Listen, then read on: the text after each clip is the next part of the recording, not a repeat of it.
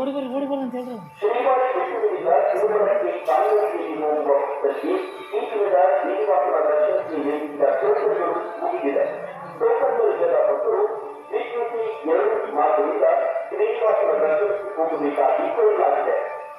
ಓಂ ನಮೋ ವೆಂಕಟೇಶ.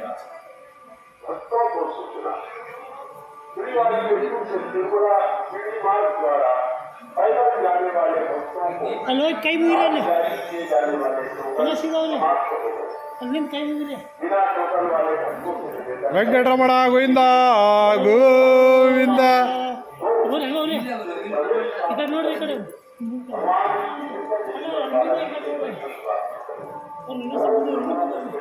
बिड्रे इकड़ नोड्री कई मुझे